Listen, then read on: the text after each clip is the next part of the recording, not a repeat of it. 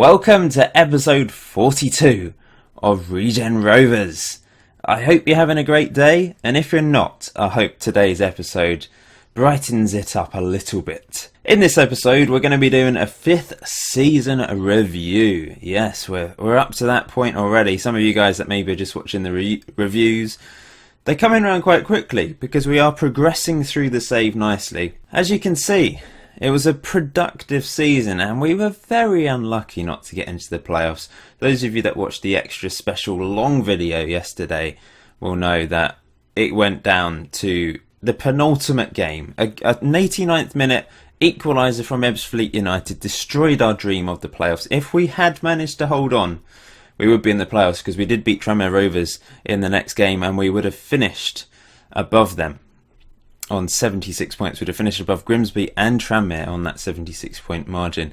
So very unfortunate not to get through. We could have, you could say any of our draws, all 17 draws, if we turned one of them into a win, we'd be in the playoffs. But let's be honest, this was a magnificent season. Expected to finish bottom of the table once again, above achievements. We're just unbelievable, really. And at the start of the season, we were trying to turn defeats into draws, remember? So a lot of those draws are games we managed to grind out that we thought we would end up losing. So there were some very good draws in there this season. There were a couple towards the end of the season which were a little bit disappointing when we were in winning positions. But that's the way the cookie crumbles, as they say. And in 7th place, I'm very proud of that. 74 points. We're only 6 points behind Cheltenham, who won the league. We lost less games than them this season. We got a plus 12 goal difference, which is pretty good. Our defence was shaky at the start of the season, wasn't it? But we conceded less goals than Cheltenham, who went up. To be fair, they did score almost 30 more goals than us. But overall, I'm very happy with this season. If we just have a look at things in a bit more detail, you can see home record, we actually were 4th when you lost 5 games. Away record is probably not so good, down in 5th. So really unlucky to finish in 7th. First half of the season, after 23 points, we were down there. So to turn it around, if we look at the second half of the season, we are top of the table, 7 points clear. So if the season was to start on game 24, we would have won this division. That is, what a marvellous second half of the season we had. We only lost 4 games in that second half. Especially, when you look at the media prediction, expected to finish 24th, 1,000 to 1 to win the league. We finished 7th. Looking at the stats, we're unbeaten in 12 games. Brilliant end to the season after those 2 defeats in episode 40. And we just went on this amazing run and were so close in the end. We've scored in 21 games in a row. The next best is York with 12. That is brilliant. We score goals, don't we? We know how to score goals. Unfortunately, we picked up quite a few red cards this season. Not as many as Havington Waterloo, who somehow picked up 8. Average attendance, let's see how we did on that. 17th. Considering we've got the smaller stadium, that is not bad going. We've got a bigger attendance than Ebbsfleet. And we know what Ebbsfleet are like. They're a professional team. I think they've got one of the smaller stadiums, to be fair. But we filled 41% of our stadium, which it can definitely be improved upon, but it's not too far behind some of these teams towards the top here with bigger attendances. So I'm pretty proud of that. Look at Gateshead, only 6% of their stadium filled. That's pretty awful, isn't it? That is very awful, in fact, looking at that. So there's things to be proud of this season. Let's just look at the players, see if any of our players featured on this list. Well, Chris McKenzie on the red card list. A player of the match though, Danny By, 9 man of the matches, which is the second highest in the division. Had a shaky start to the season because the defence were just awful, weren't they, in the first few games. But since then, he has been brilliant and he has ended with the biggest average rating of any of our players this season. He is a magnificent player at the back for us. So important. And he is our captain. There's a few things going down here. His pace is going down, but I think that's mainly because he's playing in the central defensive role in a 3. He doesn't really need the pace. He's the player sort of sitting back, making all the interceptions, headering the ball away. What a marvellous guy this is. I do love him. I wonder if I could... I probably won't win Manager of the Season. I'm guessing the Cheltenham manager will win Manager of the Season. But I'm just going to show you a few things before we look at the squad performance. This is the overall best 11 of the team now. So the formation has changed to this one, the wing-back formation, but with only 2 up front. Bradley Berry is the striker that's been elected to go alongside Jack Young now. So Bradley Berry didn't score a single goal this season for the first team. However, he had a very good season for the under-23s. We'll have a look at that in a minute. So maybe next season he can break back into the first team. In the games he did play this season, though, he was quite creative with 4 assists, so he did pretty well there. So he might have a future at the club. Jack Young, though, what a legend. 76 goals for the club now in all competitions. 196 appearances for the club. He is the record holder. He's got the most appearances for the club, most goals. He's the oldest player to feature for the club. He's just an unbelievable player for us. And he just defies physics. Unfortunately, things are now going back down for him as the season's ended. I don't know if that's because the season has ended or another reason. Things were starting to improve for him, so I'm not sure what's happened there. His pace has gone back down to 10. It had gone up to 11. But despite the fact you look at his attributes and you think he's awful, he's going to be maybe good enough for the division below us. Probably would be a star player for regional level. But he scored the most goals for us this season. Again, 4 out of 5 seasons for us, he has been our top goal scorer. He only wasn't top goal scorer last season, I think, because of that severe injury. And Storer managed to get top goal scorer. But Jack Young, living legend, and there's no end to his ability. He just keeps doing it for us, doesn't he? You can see Dion Mills and Marlowe are the 2 central midfielders. So Marlowe's made it into the team of the best 11 now, which is good. Greg Winter is on the left, so he's made it in, although he hasn't really played this season because of Warren and Watalasubi. Halcroft, of course, is the guy on the right. He's made 130 appearances for the club now. He has pretty much played every single game since he came. Sheriff is still the defensive midfielder, 109 appearances for the club, hasn't played this season. Simmons, By and Fox are the 3 at the back. Now, not really sure why Simmons and Fox are the 2 chosen to go alongside By, because their average rating isn't great. I assume it's because they've made quite a few appearances. Simmons is still the defender with the most appearances for us. He's still at Falkirk, as you can see, but it's not really working for him. He's playing youth football, although he did play a few games in the cup by the looks of it this season, so maybe he'll be okay. But I much prefer Danny By. He's got very good marking, decent leadership, very aggressive, but other than that, Danny By is a better player. If you look at him, what a star. And Adam Fox is the other defender. Didn't play as many games this season because of Chris Holmes.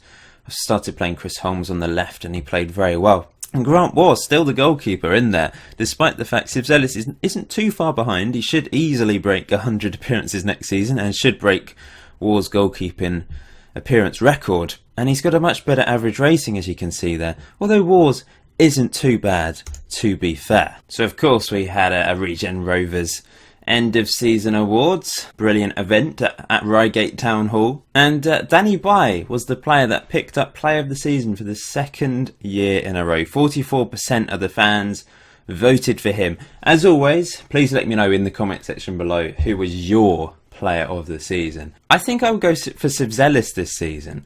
Danny By got the best average rating and he was just brilliant at the back for the after those first 8 or so games, he was exceptional. But across the whole season, Sibzelis was brilliant, and he made some unbelievable saves at times. And I kind of believe he does deserve a bit of a higher average rating. He got a 7, which is solid, very good for a keeper. But keepers are often are a bit underrated with the average ratings on FM over the last couple of years, I find. So I do think he deserved a bit of a higher average rating. You can see Jack Young, 2nd again, top goal scorer for us, had a lower average rating than other players. But the fact that he's a fan favourite, I think, does help him do quite well in the Player of the Season award. Goal of the season was Dale Wall. You'll remember this one, I showed it to you previously, against Kidderminster Harriers. It was an absolute belter. Look at this. This is it in slow motion. Steps up, whomp, into the back of the net. Just realised I usually turn my face off for these end of season reviews, don't I? Just so we can see more of the screen. So there we go, you don't have to look at me anymore. Young player of the season, Danny By. It makes sense, all the players are still young. Jack Young, I suppose, is 22 now. We'll have a look in a second. But there's a few players that will be starting to move out of these youth years. Up to about the age of 23, 24, the players still develop. And you know, there are late bloomers like Jamie Vardy in real life, so I assume there are some late bloomers on the game as well that could perhaps appear We'll see. This was team of the season, so let's have a look at the best 11 for this year. Sivzelis in goal, of course. Walker, Bayern, Holmes at the back. That makes sense. Wes Roach played pretty well for us on loan from Derby. 6.85 average rating, scored a couple goals.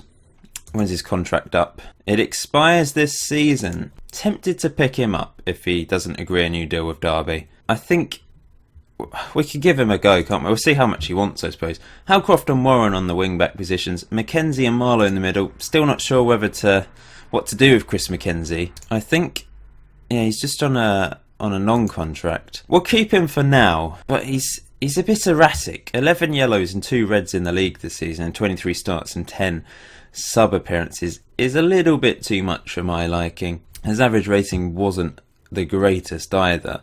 Scored a couple of decent goals for us though. Marlowe, once again, exceptional season. Maybe he's your player of the season. 7.01 average rating in the league. 8 goals.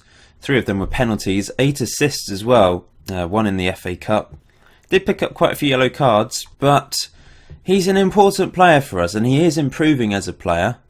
20 years old. He's going to be 21 soon. But I'm hoping he has a bright future at the club, because he has done very well since we signed him from MK Dons when they released him. He's had 2 very good seasons for us with over 7.0 average rating exactly both seasons.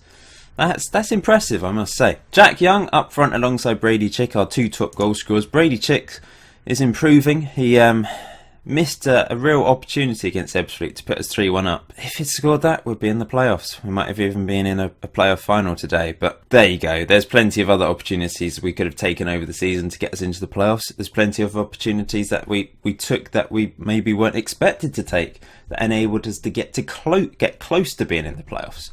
So we can't be too harsh on any individuals after a rather exceptional season. On the bench, Warlofts, Mills, Drury, Miller, Fox and Orford. Drury, I'm definitely going to be given another chance next season.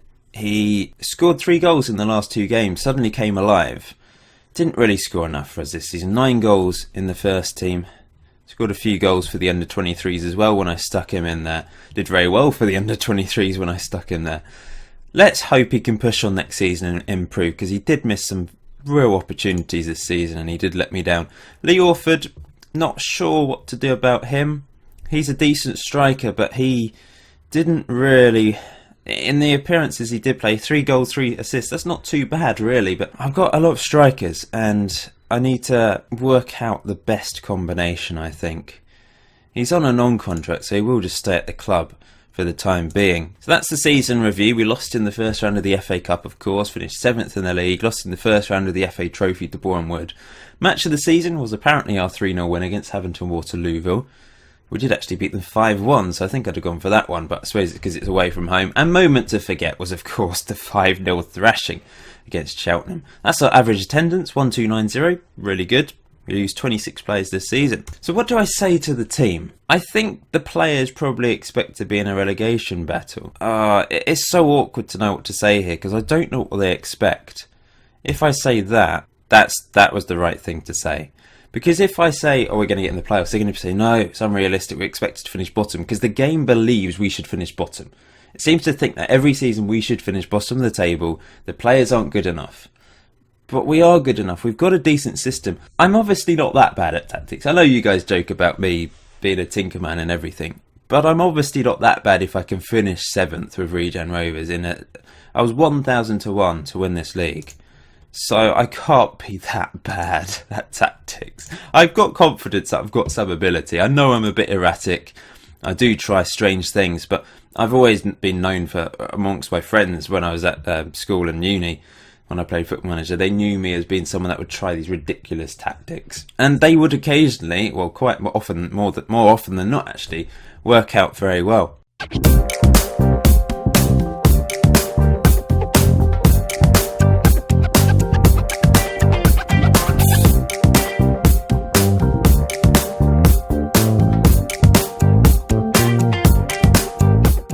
Anyway, let's have a look at the squad then. I did do a best 11 where are they now, by the way, but there was only 2 players in the first team that aren't at the club anymore. We've already looked at Simmons. Leon Thompson was the other one in the best 11. He's on the bench, and he's actually retired since I've released him at the age of 20, which is a bit of a shame. He was our first ever player to come through the youth academy that had any notable ability, and I kind of destroyed him by not working out which position he was best for. He probably was best on the wing, but his crossing and dribbling wasn't great. I tried playing him as a wing back, he didn't really develop into that. Tried central midfield, didn't really develop into that. And in the end, he just didn't develop, and I had to let him go, and he has retired. But he had a few good years with us, 67 appearances, 5 goals. Don't know if that's just league appearances, not 100% sure about that. He did alright really, didn't he? Actually, yeah, that was just league appearances, because on the best 11, 72 appearances and 6 goals. So looking at the squad then, you can see we do have 22-year-olds in the squad now. Grant Waugh, Jack Young, born on the same day, both 22 years old. And we've got quite a few 21-year-olds. Youngest players in the squad is actually Wes Roach, the guy on loan. We've got a few 19-year-olds. Of course, there's young players in the reserve teams as well. Value-wise, Christian Marlowe is worth the most alongside Darren Miller, of all players. 17k they are worth. I think it's probably because they've got contracts that extend to either next year or the year after. Danny Bye and Charlie Lofts and Reece Walker also up there. Charlie Lofts is a player that let me down this season, but he is improving. Maybe he can find some consistency and be a decent defender for us, because this season he wasn't great. 6.63 average rating in the league. Pretty atrocious. This was his 3rd season with us. I think he joined halfway through that's first season then. And he's never really picked up a very good average rating, but it's more the position that he plays in, I think. Danny Bye is playing in the right position to get the good average ratings. Still a lot of players on non-contracts. I will have a look to see if anyone wants to have a proper contract or deserves a proper contract. I'm happy to keep certain players on non-contracts because no one seems to be interested in my players. They don't want to buy them. So they're not going to go anywhere. And if they're only substitutes, then the appearance fees isn't too bad because they're not playing every game. Moving on then to most appearances. Danny Bye, 49 appearances despite getting injured. It was only for one game in the end though, wasn't it? So a one-off 50 appearances. He did really well this season. And alongside Reece Walker, who he was very good for us. His average rating doesn't look very good, but he statistically, when I looked at the analytics, he has been brilliant. He does. I noticed in the last few games he was really putting his foot in, making good tackles, making good clearances for us. You may have noticed in the highlights as well. He really was very very solid, and I've got high hopes for him next season. This was his first season at the club, remember, so I do believe he can go on and have a really solid partnership with Danny Bye in particular. There's quite a few players that didn't make many appearances in the first team. Leon Woodland, don't know what's going to happen to him exactly. He's not really good enough for us anymore, unfortunately. And when he in the few games he did play, he did actually get 1 assist. Average rating wasn't particularly good. Played quite a few games in the under-23s. Okay average rating, 3 assists, not the best. I suppose he's got more in non-competitive games. I think I will be dropping him to the under-23s next season, and just because he's still got a year on his contract, but we'll drop him to the under-23s to see how he gets on. Grant Waugh, does he stay as backup keeper? That's the question. He hasn't improved really over the years. He has stayed the same, and one of the problems with that is we're still a part-time team, still semi-pro, and they're only working part-time. They're only coming into training a couple times a week, which is a little bit of a problem, I guess. Can't see that at the moment because they've just gone on holiday, but yeah, they only train a couple days a week in the evenings, I suppose, because of their day jobs. I am trying with the new owner to improve things. Let's see. There's not actually the option to ask for it to become a professional club now. I know some of you have been asking, why don't you become a professional club? Basically, we don't have the money, I don't think. I think we do have the money in the bank, financially, although I don't know how much money you need to be a professional club. It's a lot. You obviously will be paying more in wages and facilities. You'll be training every day. But I have asked the old owners a few times. They didn't want to, and the new owner, when he did come in, I did ask, but he wanted us to improve our performances on the pitch, which we have done. But now there's no option to actually ask. For the time being, we're going to have to stay as a semi-pro team. Goals-wise, Jack Young, top goal scorer once again, 12 goals. Brady Chick, 11. Spencer Drury got 9 in the end. But you can see, striker-wise, I did alternate a lot because they've only started 24 games, for example. The defenders, 47, 48, 49 games they started.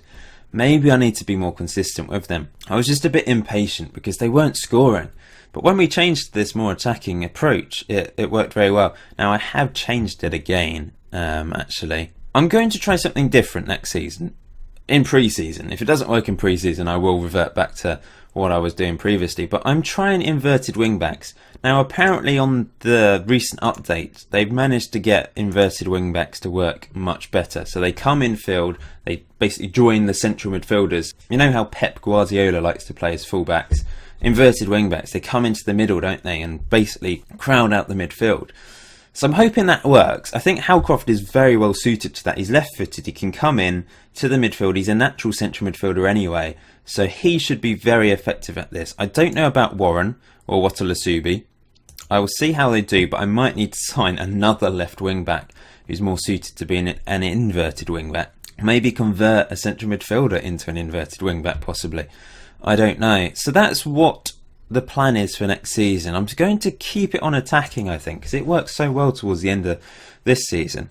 But we are going to be playing narrower. I'm hoping that I'm able to change the pitch dimensions and make my pitch narrower, because I don't want to play wide football now. We seem to be quite effective going down the middle. I'm going to try and stay away from pumping the ball into the box. We're going to be direct, but pass the ball into space, because Jack Young loves it when it's passed into space. He seems to just be so effective at that. That's what I'm going to test in pre-season. If it doesn't work, then I'll go back to something else. You know I'm a tinkerman. I'm always looking for perfection, and I think I'm onto something there. Inevitably, it probably won't work, but we'll give it a go. Going back to the players then, goals-wise, you can see Marlowe, 4th top scorer of 8. Miller managed to get 7 goals in the end. He did pretty decent. Couple of free kicks in there. Dale Wall came into the first team. Good goals to game ratio. And there's a handful of goals for the other players. Assists-wise, Marlowe was top with 9. Really good season for him. And Halcroft managed to pick up another 6 assists this season. He actually moved above Warren in the end, who really dropped off. Halcroft had another decent season from the right, although his average rating wasn't great. So that's why I'm trying to improve the wing-backs, change them into inverted wing-backs. Maybe that will improve the performance of them and of the team, and help out the midfield as well, because we are a bit lacking in midfield at the moment. So Warren and Miller picked up 5 assists. Chick, Drury, Orford, Jack Young, Bradley Berry all picked up 4 assists. Really good assists to game ratio for Bradley Berry. Unfortunately, he was unable to score this season. Dale Wall also managed to pick up 3 assists in the last when he came into the first team. Average rating then. Danny By top 7.09. Sivs Ellis and Marlowe got a 7.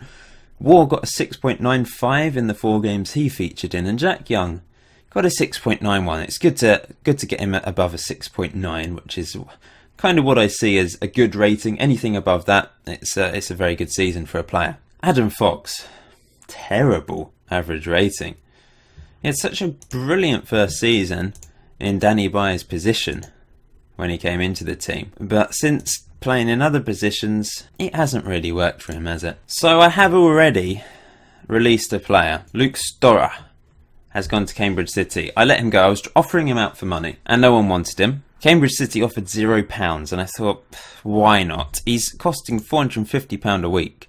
He's on £400 a week at Cambridge City in a regional league. Maybe they've just got promoted to the Conference South. We might find out in a bit, but I just didn't. He just wasn't impressive at all this season, was he? So I had to let him go, and it's saving us a bit of money. So goodbye to Luke Storer, top goal scorer in the 4th season. We'll always remember that, I suppose. He'll always have that record. But this season was atrocious, so I've had to let him go. And I am actually signing a player. Chris Scott is replacing him. He's got no club at the moment. He started at Chelsea before moving to Tamworth, then Kingstonian. Has never scored goals, really. However, I've looked at him and I thought 15 finishing, decent first touch, composure and off the ball are alright. Not the paciest, but he's got a bit of acceleration. He's quite naturally fit as well. Long shots, 8, passing 8. He's not bad at those sort of things. Perhaps he could be a decent player for us. And he is a poacher, so he'll probably be back up for Spencer Drury. He's essentially replaced Storer. He's on a non-contract as well, I believe, when he comes in, something like £350 a game, which is a lot, but he's not going to play every game unless he starts to score for us, of course. So we'll see how he gets on. It's a low gamble because he is on a non-contract. If it doesn't work out for him, we can release him. simple, really. So we'll see how he's joining at the start of June. So we'll see how he gets on. Stadium expansion plans announced. Oh, so we're trying to meet the National League standards, which is 4,000 people. So they're going to expand it by 1,000.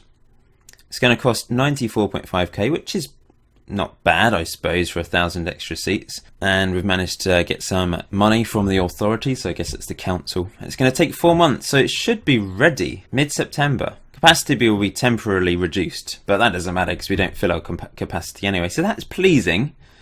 That's going to be expanded even more, although we won't really be filling the stadium anyway. There's our taxes for the year. Let's have a look at the finances then. It's 234k in the bank. Ground maintenance, only 95k this year. So at Crawley, it was a lot more expensive for our ground maintenance. Having our own stadium is actually saving money every year in that way. We're doing okay financially, and the new chairman hasn't actually... He pumped money in at the start when he initially came, but hasn't pumped any more in since then because he hasn't needed to. So that's good. Finances are much more healthy now. And another new sponsorship deal. There seems to be a new one every year. 22k now in sponsorship compared to 12.88 previously. Grimsby have won the playoffs, so they're getting promoted instead of Stockport County. Well, there you go. Cheltenham and Grimsby going up then. So going down, Braintree, Macclesfield Town, Heaventon, Waterlooville and Harrogate. Let's have a look to see who's come up from the divisions below. So Stalybridge and Salford. So we're going to be taking on Salford next season. Solihull, Sudbury and Sutton Coldfield relegated. And the Conference South, Woking promoted easily as champions, 91 points. And Hampton and Richmond have gone back up. Hendon, Truro City and Basingstoke relegated. Wonder if the other divisions have been decided yet. Probably not. But it doesn't matter too much. We only need to see who was relegated. So Bury and Aldershot relegated. So we're going to be taking on them next season. League 1, let's just go up and have a look. Sheffield United, Millwall promoted. Birmingham, Chesterfield, Crawley and Cambridge relegated. West Ham and Brighton promoted from the Championship. Barnsley, Bolton and Exeter relegated. And the Premier League hasn't quite been won by Arsenal, but they're very close. Stoke, Swansea and Bristol City relegated though. Just realised in the last episode I thought Spurs had won the FA Cup. I think that was the semi-final that they won. I wasn't paying attention after my depression against Ebbsfleet, but it's actually Chelsea versus Spurs in the FA Cup final. And we've won £102,000 for finishing 7th in the Vanarama National League. That's pretty decent going, actually. Not bad at all. So we'll just have a quick look at the under-23s and under-18s before we finish today's review. You can see Bradley Berry, top scorer for the under-23s, 20 goals. He had a magnificent season with the under-23s and 10 assists. Good average rating as well, which is why I'm thinking he can do something for the first team next season. I'm hopeful anyway. Let me know if you think there's any positions I need to improve upon. Off the top of my head, maybe another central midfielder, like a ball-winning midfielder, instead of Mackenzie or Roach maybe. Or maybe we just use Roach there if we can get hold of him. I'll have a think. As always, I'm going to be trying to improve the squad though. Orford scored a few goals for the under-23s as well. Assists wise, like I said, Barry did well. We can't see some of the first team players who did play for the under-23s because they're not currently in the under-23 squad, but there were a few other goals scored by some of our players. There's a few players I probably will release, but we have to keep hold of Dr. Jones, even though he didn't play a single game for the under-23s. Under-18s wise, top goal scorer, Emmanuel Mumini, who I think was one of the top goal scorers in the under-18s league as well. He doesn't look anything special at all. He's got some decent mental attributes, but technically he's awful and physically not very good either, so he's not going to do anything. It's nice for him to score a few goals, I suppose. Joseph Owusu, a half Ghanaian striker, decent free kicks, flair, leadership, okay finishing. Probably won't develop into anything either, but you never know. He scored a few goals as well, as did Ben Smith. You know, he's a versatile player, but he's not good enough, is he? Assists wise, Owusu top on that as well. Average rating wise, can't really look at the top players. Those are the new youth recruits that came in. Couple assists for Adam Wood in 3 games. Let's have a look at him.